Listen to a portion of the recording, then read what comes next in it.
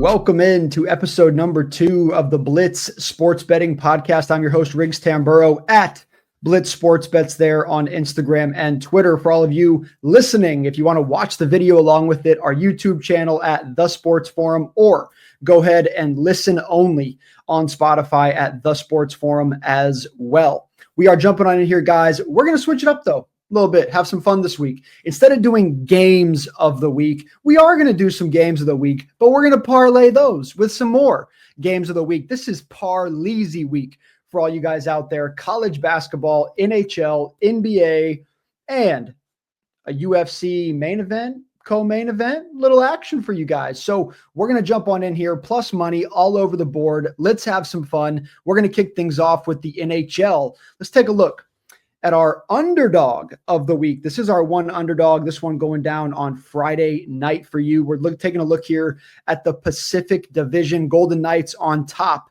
in this division. Now, you look a little bit lower, the Sharks at the very bottom there. We're going to look a little bit higher, though, than the bottom of the Pacific Division. We're looking at the Anaheim Ducks right now. This team coming in 27, 27, and 7 on the year. However, take a look at them. They're playing decent hockey right now. They are on a one-game lose streak. However, they are 6-3-1 over the last 10 matchups there. So things are looking pretty good for Anaheim right now. However, they do tend to struggle when they play on the road. Kind of saw that a bit last week. Can they get it turned around here at home? We're going to find out. But another team that we are looking at here is the team they're going up against, and that is the St. Louis Blues. Now, the St. Louis Blues are one of those teams that I think people kind of hold in a bit of a higher regard, but I'm not sure they deserve it. The Blues here, 30, 27, and 6 on the year. Once again, playing some decent hockey, 6-2-2 over their last 10 matchups on a one-game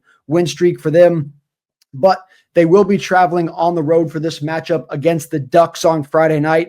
Anaheim right now only getting 24% of the money line bets in this game. No shocker there. Jordan Binnington, we saw him in the Four Nations. Everyone's really high on Jordan Binnington right now, and I will give it to him. He played pretty damn well in the Four Nations. However, I don't tend to be a Jordan Binnington guy, and if you know me, you know that I take a lot of stock in who's in net for these matchups. Now, looking at more numbers here, 65% of people are taking the Anaheim Ducks to cover 1.5 in this game. That 1.5 puck line, though, minus 205 for the Ducks in this game.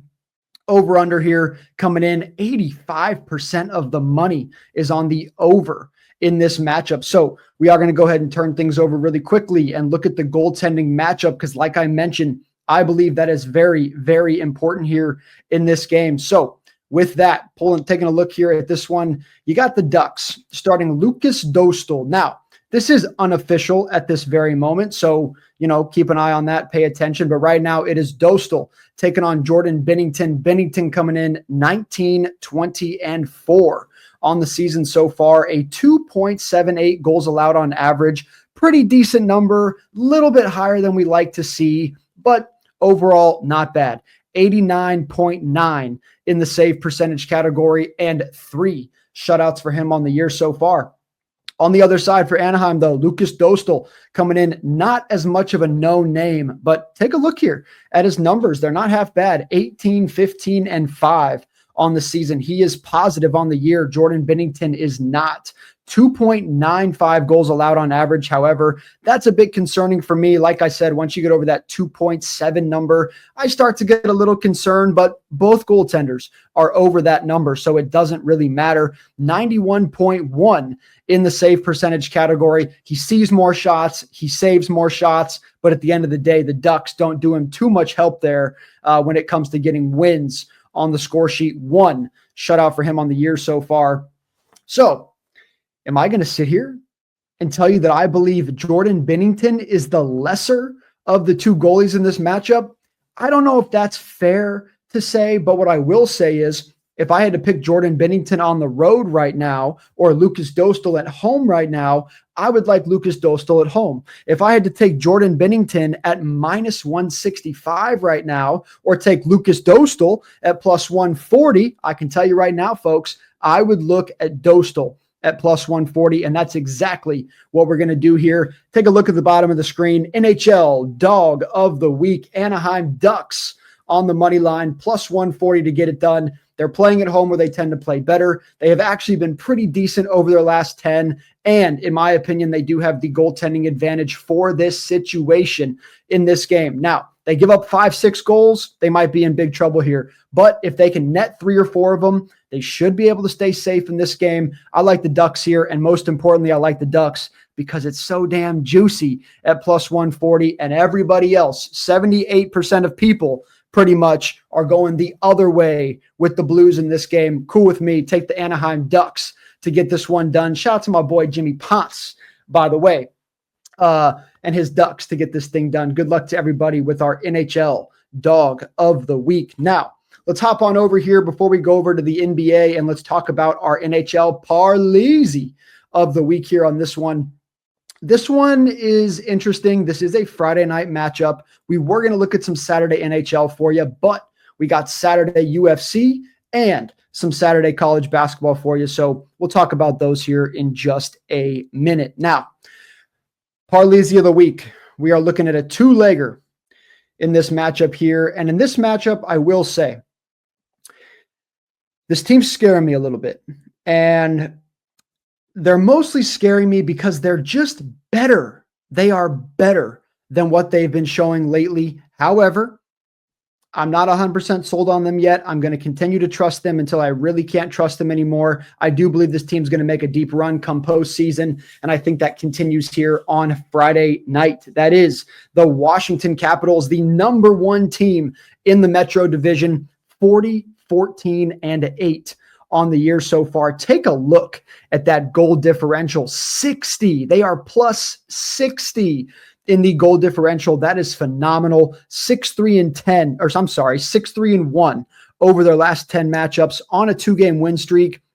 And I'll tell you what's funny is that 6-3-1 that you're looking at, that was the worst streak that I have seen this hockey team on all season long. And it happened last week, as you see there, 2-game win streak. They're getting their feet back under them, and I really, really like them here in this matchup. Not too much danger here against the Detroit Red Wings, but for those of you that are members at Blitz Betting, you can find that winnable, WINIBLE.com/Blitz Betting. You guys can become a member if you are serious about sports betting. Use code BLITZ. Get 15% off at checkout for anything you want. But with that said, Red Wings have been a moneymaker for us for the majority of the season. And for that reason, I don't love fading them here. And if this game was in Detroit, we probably wouldn't be doing this. But this game is in Washington on a Friday night, 2-game win streak. Things are looking up right now for the Capitals. We're going to take them to win this game against the Red Wings. Take the Capitals at minus 215 on the money line. Now, our parlay piece for this one here is going to be a team that also are on top in their division. And I really, really like this team right now, which is funny because I don't tend to trust this hockey team. And maybe they'll burn me here and I won't trust them anymore. But for now, we're going to trust them. That is the Vegas Golden Knights coming in on top in the Pacific Division. Take a look at these numbers once again, 37, 18-6 on the year, 36 goal differential plus 36 goal differential, might I add. A 3-game win streak, 6-3-1 over their last 10 as well. This is another hockey team that is playing some of their best hockey at this exact moment. Jack Eichel and the boys are just getting it done. They have the goaltending advantage in this one as well. Everything is looking pretty up for the Golden Knights in this game. I would say the biggest fear in this game is simply that the Pittsburgh Penguins, they've been losing a lot of hockey games, but I'll tell you what, they are scoring goals, and they are scoring goals heavy. And that is one little negative factor that I will say about Vegas is that this team, at times, I watch them and I'm like, why can't they score? It doesn't make sense. They move the puck very, very well. They're a very disciplined hockey team. They're so good when they play in Las Vegas, but yet for some reason, a lot of times going into the end of the second period, they got nothing or a goal. Now, that could still be good in this game. They might only need to be up 1-0 or 1-1 at the end of the second period, and they'll be fine here. But it reminds me of the Avalanche just a few nights ago. The Avalanche were tied with the Penguins 1-1 with about 8 minutes left in the game, and then they netted 3 more to get it done. The Avalanche are legit. The Golden Knights are legit. Both teams have the better legs, have the home ice advantage. To me, this is just a repeat of what happened a few nights ago. The Penguins are getting real tired. They're starting to realize their season is done and dead in the water. Golden Knights, on the other hand, are fighting to stay on top here. You see the Oilers there, 36, 22, and 4 right behind them. Oilers also on a bit of a skid, 4-6 and 0 over their last 10. So the Oilers kind of giving the Golden Knights a little bit of room here to not choke this thing away. I don't think they will. We are taking our NHL Parlays of the week. Capitals on the money line on Friday night, parlayed with the Golden Knights on the money line on Friday night as well to get this thing done. Plus 110 odds for you. Best of luck to everybody on that parlay. I do want to remind you also, folks, that all of the plays that we give you on the show, unless we say otherwise, is a 1-unit play. If you don't know what that means, you can shoot us a DM. We'll help you out there. But basically, let's put it this way. If you're someone that normally is comfortable or whatever, let's just say most of the time you bet $10 on any given bet that you put in, then go ahead and just bet that. Don't bet more because we're giving it to you. Don't bet less. Don't bet like 10 on this one and 5 on this one and 100 on this one. Don't do that. Whatever you're going to bet on one of these plays, unless we say differently, that is our 1 unit, and we're going to encourage you guys to bet that on every single play. Once again, this is advice. You can do what you want with it. If you don't have any money to bet, please do not bet anything that you cannot afford to lose. Now, I'm not going to waste too much time here on our NBA Parlays of the week, but I am going to go ahead and pull it up here and let you guys know what it is. So the first matchup in this one, and a big part of these matchups here, well, which I guess I'll explain here in 2 seconds, is the matchups themselves of why I like these teams. So let's start with the team that concerns me more in this parlay. That is the Denver Nuggets on the money line. The Denver Nuggets take on the Phoenix Suns late night nightcap there on Friday night. And the Denver Nuggets right now, man, oh man, one day you watch these guys and you're like, damn, man, they're going to make a run for it. They're going to challenge the Thunder, blah, blah, blah, blah, blah. And the next minute you watch them and you're like, oh my gosh, what is wrong with this basketball team? They drive me nuts. They keep choking 4 or 5 point favorites, et cetera, et cetera. But when they choke lately, it appears to be on the road, and they are at home in this matchup. The Phoenix Suns are also considered a rival, if you would. They want to win this game. They're going to get up for this game. It's Friday night, Ball Arena, Mile High City, the elevation, as we all know. Not that the Phoenix Suns aren't used to it at this point, but they're not as used to it as the Denver Nuggets are. And the Denver Nuggets line in this game is very reflective, in my opinion, of exactly how this game should go. And that is the Denver Nuggets getting 80% of the money line bets. I will say, as you all know, I don't like being on that side of the number. However, for such a big favorite, a lot of time, we actually see this number at 90%, 93%. So 80% really isn't an over-adjusted number for a team that's bigger than a 5-point favorite. So don't worry about the 80%. The Denver Nuggets, if they choke in this game, it's going to be some type of, they go cold for 1 quarter. They can't get their way back. They're right in it at the very, very end, and somehow they let it slip through their fingers. I do not believe that's going to happen here. I believe Denver is better in almost every single facet of the game, and they're playing at home here. They got the best player in the world on their team. As long as the bench contributes the way that it does when they usually win, they're going to be just fine in this game. Take the Denver Nuggets on the money line to get the win over the Phoenix Suns. And we're going to parlay that, as you see on the bottom of the screen, with the LA Clippers on the money line over the New York Knicks. Now, a lot of people going, what? You're going to fade the Knicks here, but it's such a great price on the New York Knicks, blah, blah, blah, blah, blah, blah, blah. You're right. It's a pretty good price tag on the Knicks. I can't even lie. Here's the problem for the New York Knicks. They were on the road last night at the Lakers. You know what happened there? They lost in overtime. Let me go ahead and read that one through for you. So the Knicks had a sizable 8-point lead going into the fourth quarter on the road. They put up a whopping 15 points in the fourth quarter to allow the game to go to overtime. Then they got outscored 14-10 in overtime, and they lost 113-109. Not only are they on the road, not only are they on a back-to-back, but they're also down in the dumps. If they were coming off an overtime win, you'd have to say, I don't know, man. They got to be feeling pretty good. Still a little bit tired, but feeling good. Not right now, man. They are feeling down and out. They choked away a big lead. Now they got to go play another very, very tough team on Friday night. We're going to go ahead and take the Clippers on the money line to get that game done. Fade the Knicks in this one, guys. If you tried the Knicks on the money line, look, I don't blame you. I just think that the line is reflective of exactly the way this game is going to go. So with that said, Parlays of the week in the NBA, Clippers on the money line, Denver Nuggets on the money line, both teams at home on Friday night to get it done, plus 100. Good luck on those tickets, folks. Let's cash money on those picks. Now, let's hop on over here and talk about the college basketball parlay of the week. Before I give you that, I do want to throw out there our man Joe Palmer. Got an article up for you guys. That one's going to be up by Friday night on sportsforummedia.com. We'll go ahead and get that on the screen for you there on the very bottom ticker. Make sure you guys check out sportsforummedia.com. All of our great sports writers over at the Sports Forum do a great job with game predictions, breaking news, rumors, et cetera, but a lot of what we write about is sports betting. So make sure to check out those articles, sportsforummedia.com.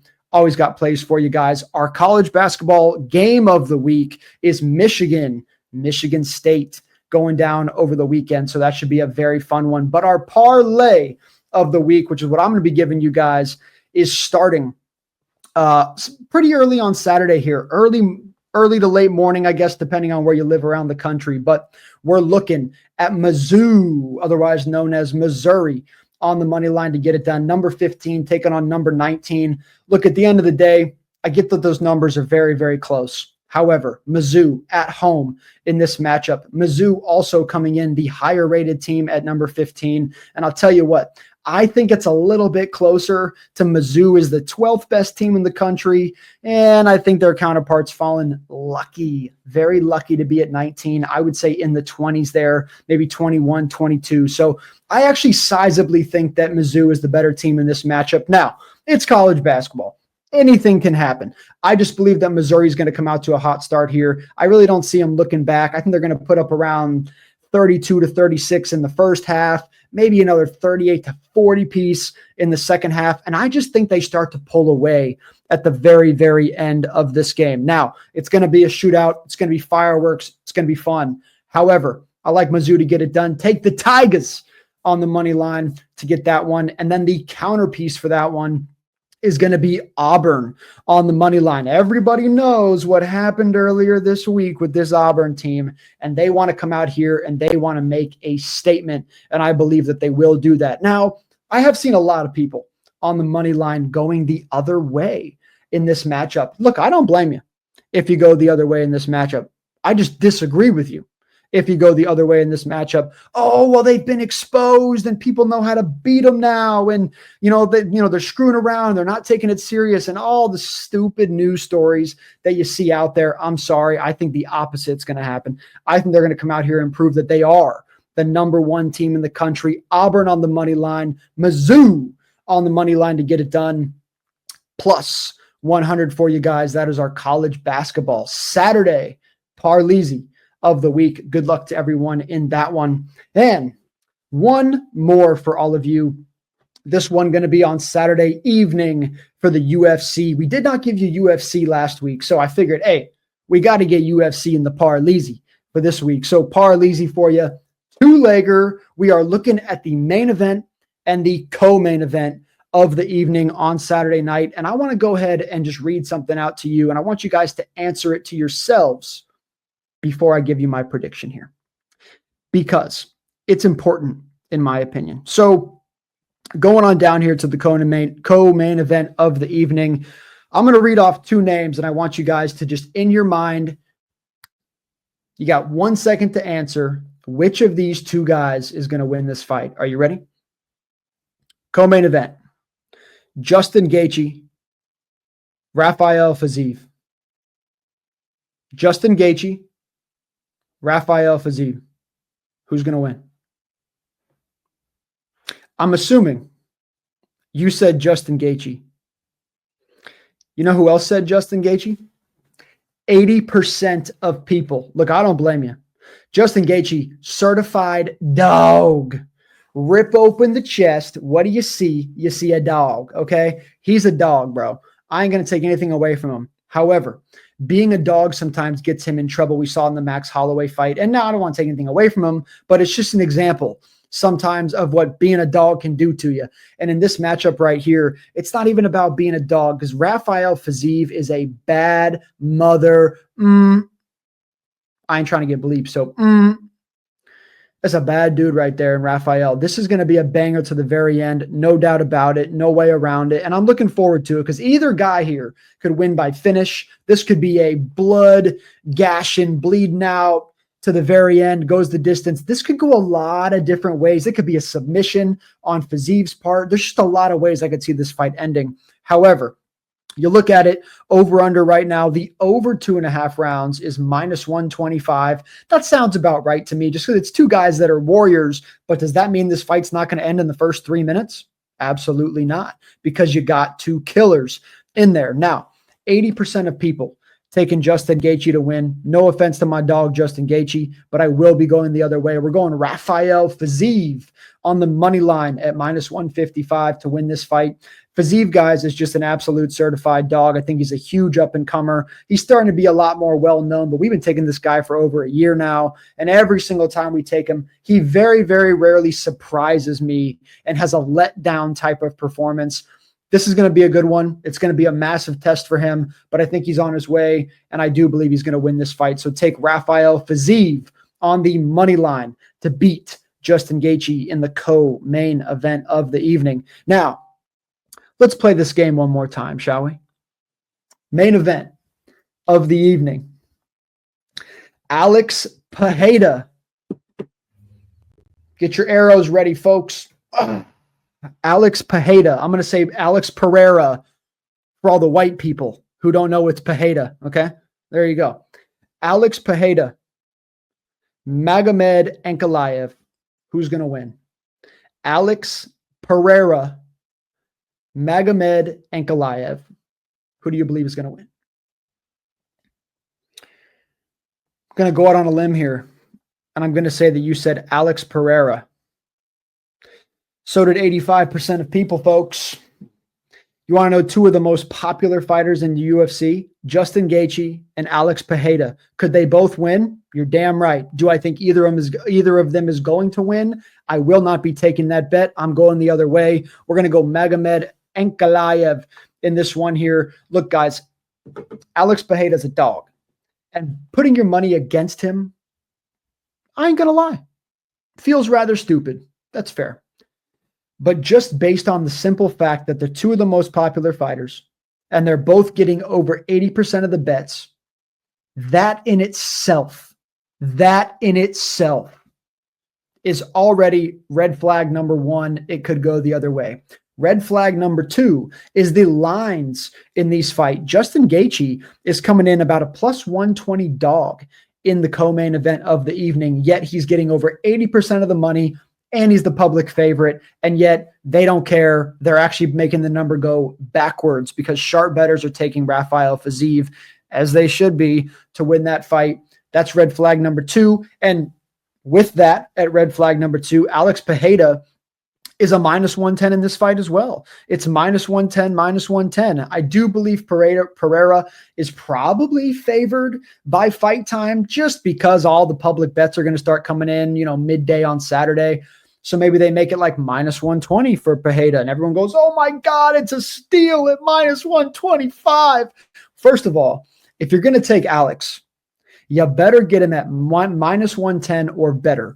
I'm seeing him on most books right now at -110. However, There is a book out there, and I'm not going to give no book shout outs right now. There is a book out there that is plus 100 and another 2 books that are minus 105. The majority consensus number is minus 110 because there is a book that has him at minus 125. If you don't get him at 110 or better, you missed the value and you should not take him.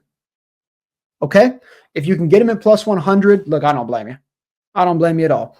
But Ankalaev is the exact type of fighter that Pereira does not want to fight. It doesn't work out for him. I could see this being a lot more of a ground and pound kind of thing. Pereira gets pretty tired. Now, as we saw in the Izzy fights and in many other fights, it's not like Pereira gets tired. It's not like he's going to be on the ground for, the first 2 rounds and he's going to have no power left when he gets up. He's not a heavyweight. He's not a big fat boy. It's nothing like that. However, I do believe that Ankalaev finds a way to really slow this fight down. The crowd's booing a little bit. Everyone at home that took Pereira's like, oh, come on. That's not fighting. But Ankalaev is going to do what he does, which is why he's got to this fight here. And that's how he's going to win the fight. We are taking Magomed Ankalaev on the money line as well. On the bottom of the screen there as Rafael Fiziev. Main event, co-main event. We're taking the 2 unpopular picks in a parlay plus 225 for all you beautiful folks out there. That should be a fun one. Want to run through those really quick for you guys in case you missed it, starting with the first pick that we gave. Friday night, we're going NHL Dog of the Week, Anaheim Ducks on the money line, plus 140. Then our Friday night Parlays of the week, Capitals on the money line, Golden Knights on the money line, plus 110. Hopping on over to our Friday NBA Parlays of the week, the Nuggets on the money line and the Clippers on the money line, plus 100 for you guys there in that 2-legger. Hopping on over Saturday, early to midday, we got our college basketball Parlays of the week, Auburn, number 1 Auburn on the money line, and the Mizzou Tigers at number 15 on the money line as well. That one plus 100 for you. And then we're capping it off with our Saturday night parlay of the week, Parlays, I should say, Rafael Fiziev on the money line in the co-main event, and Magomed Ankalaev on the money line to beat Alex Pereira. I know it feels crazy even saying it, but we're doing it, folks. Plus 225. Good luck to all of you out there. I'm Riggs with Blitz Betting. Once again, guys, find us on Instagram and Twitter at Blitz Sports Bets. Use that code BLITZ, BLITZ, for 15% off anything on the site. Make sure you guys check it out. Winnable.com/Blitz Betting. Join today. VIP members have had a great week, as they usually do almost every single week. We love you guys. We appreciate you guys. Thanks for tuning on in to Blitz Betting episode number 2. And until next week, good luck on those bets, folks. And one more time, please do not bet anything that you can't afford to lose. Take care, everybody. We'll see you next Friday.